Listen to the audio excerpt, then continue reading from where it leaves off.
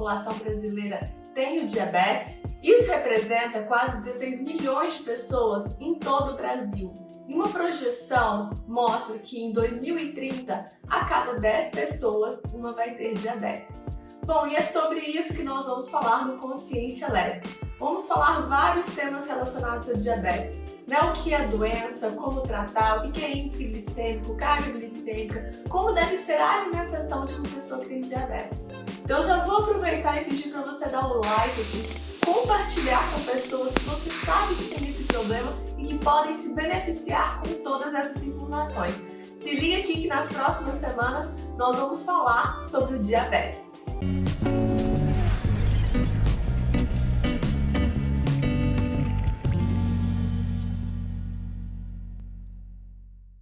Olá, sejam todos bem-vindos a mais um Consciência Leve. Então, na semana de hoje, a gente vai abordar um tópico muito importante. Na verdade, a gente vai ter uma série, né, o mês inteiro, onde a gente vai falar de uma doença muito importante, que é o diabetes, né? E eu convidei o médico endocrinologista, Dr. Lian Tock, para estar aqui conosco hoje. E ele vai ter muita informação bacana para compartilhar, porque além de ter uma ampla experiência na prática clínica, ele também é pesquisador do Grupo de Estudos da Obesidade e é membro, né, da ABESO e da Sociedade Brasileira de Endocrinologia. Então, eu gostaria inicialmente de agradecer, Dr. Lian, de você ter aceito o convite de estar aqui no Consciência Leve, para a gente tentar levar um pouquinho de informação para as pessoas que estão nos assistindo. Então, inicialmente, muito obrigada. Eu gostaria de estar com consciência leve para poder ver se vocês entendem o que eu vou explicar, que é um tema meio difícil em alguns momentos, mas dá para a gente tentar resumir e espero que dê para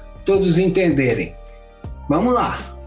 Então tá, acho que a primeira coisa que a gente pode ajudar a esclarecer, né, Lian? A gente sabe que o diabetes é uma doença que tem cada vez mais aumentado mais na população. Então, por que a diabetes, né? O diabetes tipo 2 tem aumentado tanto na população? E saber, então, a diferença do que é uma resistência insulínica, do que é já ter o diabetes. Então, explicar esses termos um pouquinho para nós. Bom, vamos pegar assim um resuminho bem simples. Existem basicamente dois tipos de diabetes. O tipo 1 é aquele que vai precisar de insulina. Esse não é o caso nosso. Nós vamos tratar mais do diabetes tipo 2, em que o papel da resistência insulínica é muito importante. E a gente vai durante a aula aí explicar direitinho. Parece uma guerra esse termo, né? Resistência insulínica.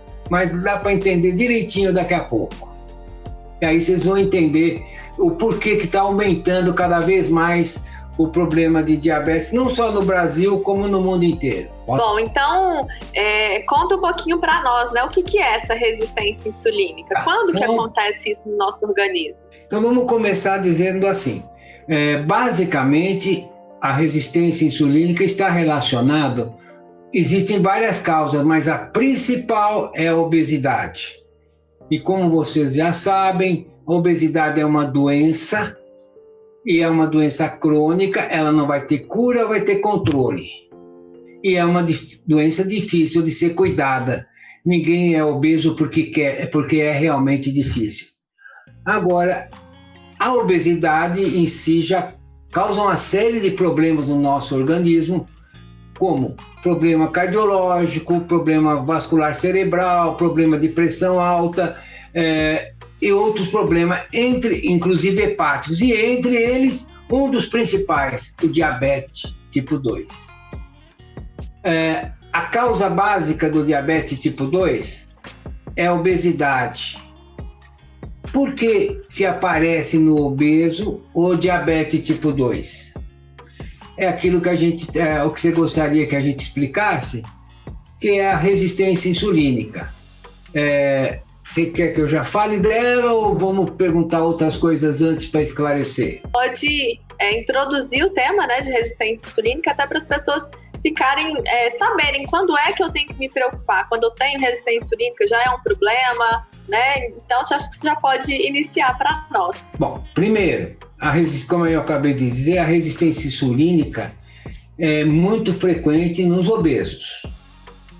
Quanto mais obeso, maior a resistência insulínica. Só que esse termo resistência insulínica, a princípio parece um termo de guerra, né?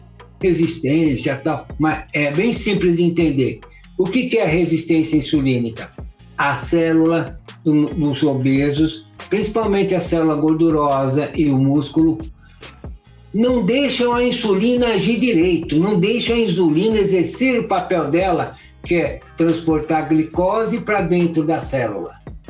Então, ela cria uma espécie de resistência à ação da insulina, e a ação principal da insulina, porque tem várias outras ações, é transportar glicose para dentro da célula para manter a glicemia, o nível de glicose no sangue normal. Quando a pessoa tem obesidade, o que acontece? Só para vocês entenderem, a parede da célula não responde muito bem à insulina, então precisa de uma quantidade muito maior de insulina para poder pôr a glicose para dentro da célula e manter um nível normal de insulina. Então é como se o nosso organismo tivesse que produzir muito mais insulina para ter o mesmo efeito, né, de conseguir colocar todo aquele açúcar, aquela glicose no sangue para dentro da célula, né? É exatamente isso. Vamos dar um exemplo prático. Esses números são práticos, é só para a gente entender. Uma pessoa normal, que está com peso normal, que pratica o exercício, vai comer um pedaço de bolo. E esse mesmo pedaço de bolo eu vou dar para uma pessoa que já está com excesso de peso. O que vai acontecer? Nessa pessoa que tem o peso normal, que pratica exercício, tem uma alimentação boa, esse número é hipotético. 10 unidades de insulina resolve o problema dele, soluciona manter a glicemia normal. Mas a pessoa obesa vai ter que produzir, hipoteticamente, talvez o dobro para poder manter a glicemia normal, para poder com que a glicose ingerida por esse pedaço de doce entre na célula. Perfeito? E a resistência insulínica já é o diabetes, doutor Lian? É o princípio do diabetes. O diabetes tipo 2 vai começar com a resistência insulínica. E como a gente disse, ela aparece mais nos obesos. A resistência insulínica, acho que é uma pergunta boa sua, não causa só diabetes, ela causa uma série de outros problemas que a gente talvez vai ver durante as próximas aulas que você vai dar. Isso, a gente vai falar, né, sobre outras doenças que a resistência insulínica acaba sendo chave, né? Então, uma pessoa que está com resistência insulínica, não necessariamente a glicemia dela vai vir alterada no exame, né? É um passo antes. No começo, o pâncreas vai produzindo insulina, vai cada vez produzindo mais. O que vai acontecer com o tempo? O pâncreas ele tem uma reserva X de insulina, vai esgotando por produzir mais, e aí aparece o diabetes, não só laboratorial, com o tempo o clínico também. Isso que eu ia te perguntar. A gente fala, né, que o diabetes é uma doença silenciosa. Tem alguns sintomas clássicos que a pessoa pode começar a desconfiar que ela está ali com diabetes? No começo, quando está só a resistência insulínica, enquanto o pâncreas ainda tiver reserva, ele não vai sentir muitos sinais do diabetes em si. Entretanto, quando começa a quantidade de insulina já a ser produzida em menor quantidade, aí a glicemia começa a se elevar. E aí sim começam a aparecer os sintomas que todo mundo conhece do diabetes, mas que eu posso citar daqui a pouquinho, quando chegar nessa fase, quando o pâncreas se esgotou. Ele fala, não tenho mais insulina. Você quer comer bolo? Come, mas eu não tenho mais insulina para pôr a glicose desse bolo para dentro. E aí vão aparecer os sintomas clássicos do diabetes. Quais são esses sintomas? Eu tô fazendo isso, fala para nós. Bom, vamos lá. Eu fiz a pergunta para mim mesmo. Não tem problema, não. Primeiro sintoma, a pessoa começa a sentir mais fraqueza. Por quê? Porque começa a perder a musculatura. Segundo, começa a beber muita água, urinar muito. O quadro vai se avançando. Hipertensão, pressão alta, problema cardíaco, problema ocular, a visão começa a ficar obscura, porque a retina começa a sofrer. Vai indo, chega a um ponto a atingir o rim, e aí vai, né? Aí é aquela evolução que tudo... Aí ele já está magrinho nessa fase, porque ele foi perdendo tudo. E aí, talvez... Acaba que vai perdendo a massa muscular, né? Massa muscular, gordura, tudo, e aí é a hora que ele vai ter que entrar com insulina, ele fica dependente da insulina. Mas é de um modo diferente. Então, o diabetes tipo 2 pode virar um insulino dependente, então, sem né? dúvida. No final, o processo vira igual, vai precisar de insulina. Então, tem uma pergunta, doutor Lian. E é reversível, né? Quem tem o diabetes consegue, com o tratamento, voltar ao estado de normalidade? Como a gente disse agora no comecinho, o diabetes e com resistência insulínica, levando ao quadro mais grave, a causa básica é a obesidade.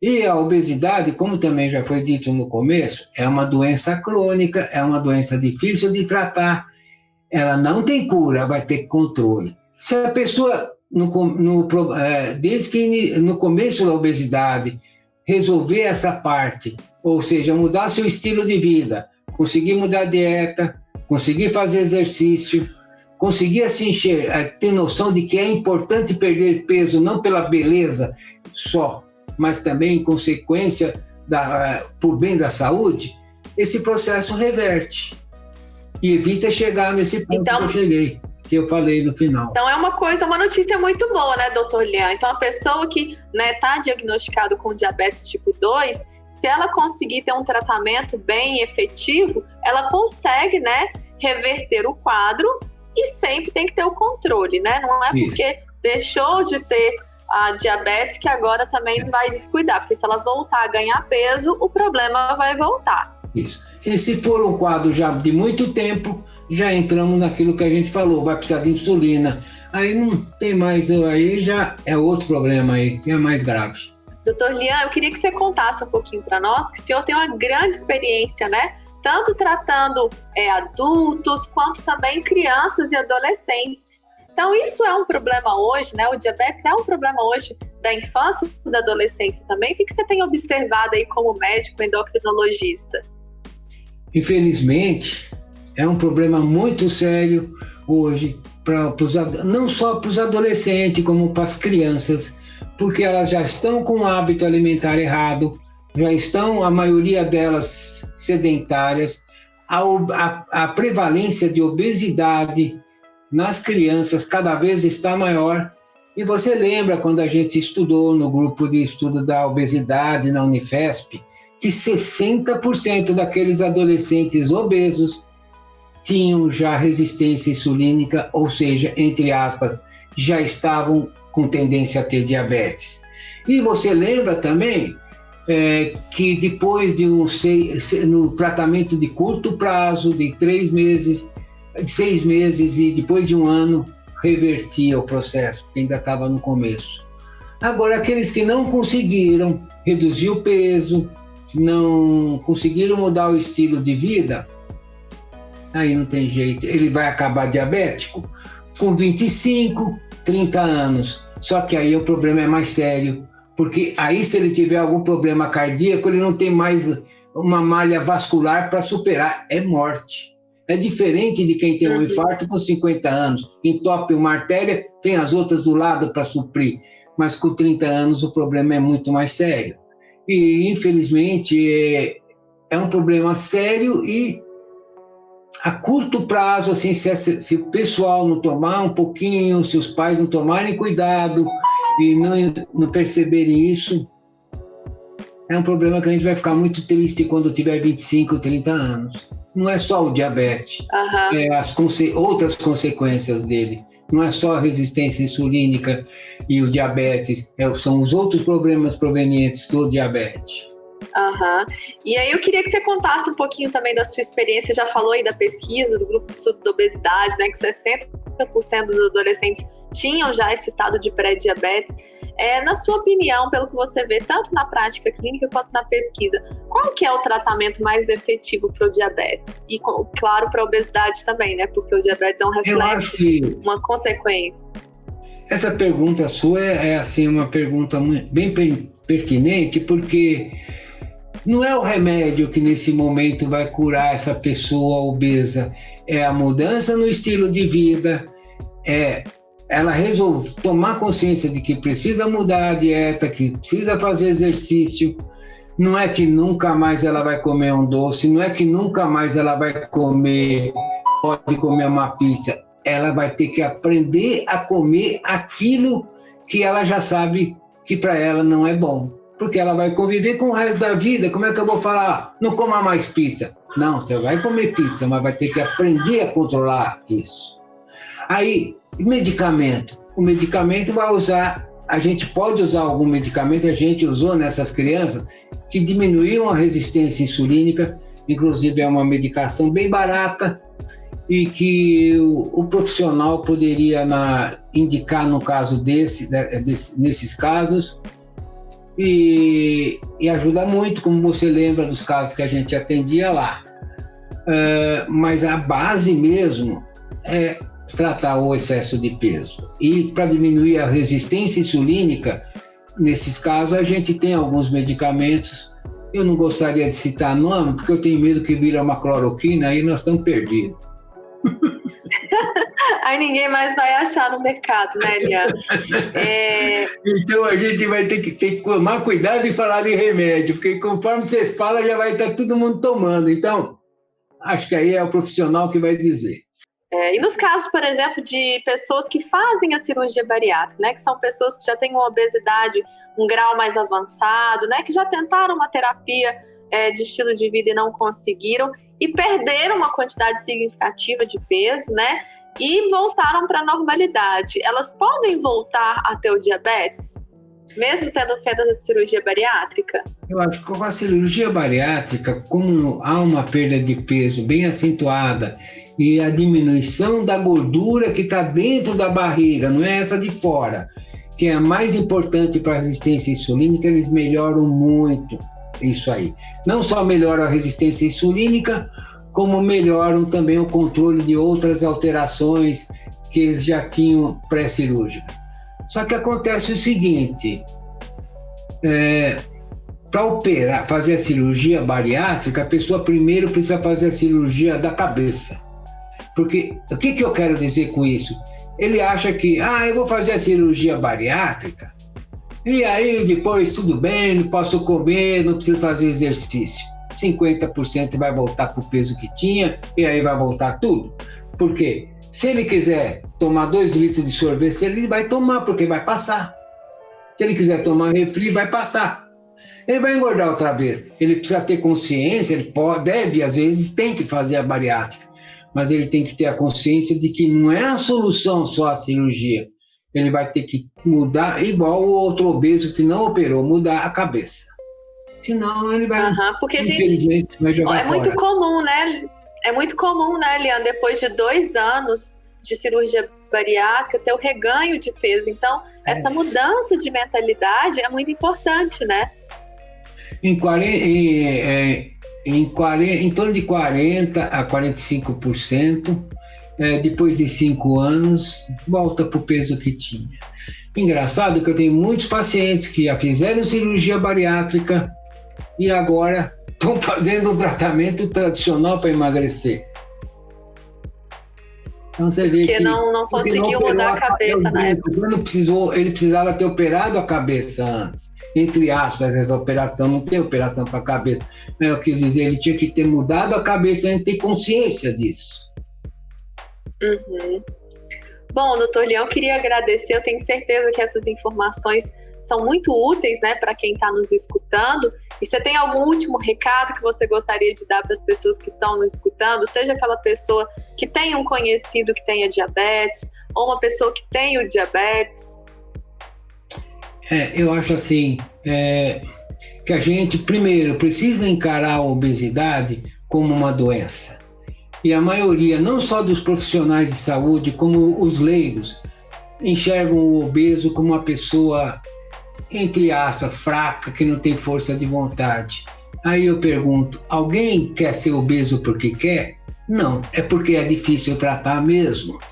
Então ela tem que tomar consciência que precisa se cuidar e não é fácil. Só sabe a dificuldade para perder o peso quem tem um problema. Ele tem que mudar muita coisa. Então eu penso assim, para evitar tudo isso que a gente conversou, uma parte das complicações da obesidade, acho que o ponto básico é: deixa eu me cuidar e não deixa o problema avançar.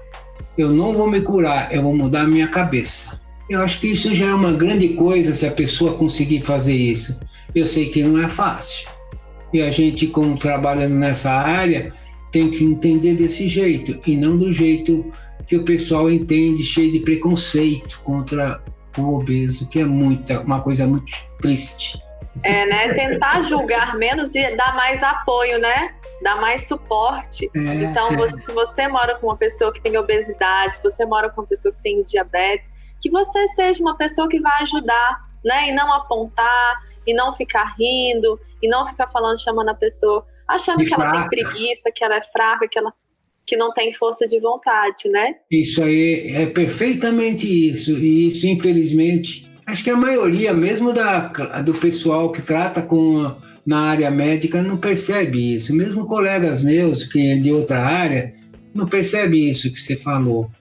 E é um problema que tem que ser mudado, né? Tem que ser visto pelos profissionais e pelos leigos, tem que perceberem isso.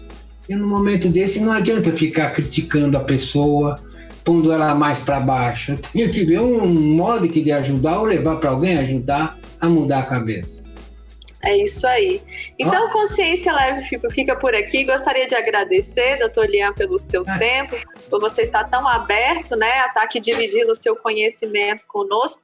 Nosso muito obrigada. Obrigado a vocês. Espero poder ter ajudado a esclarecer alguma coisa, tá? Um abração a todos. Tchau. Tchau.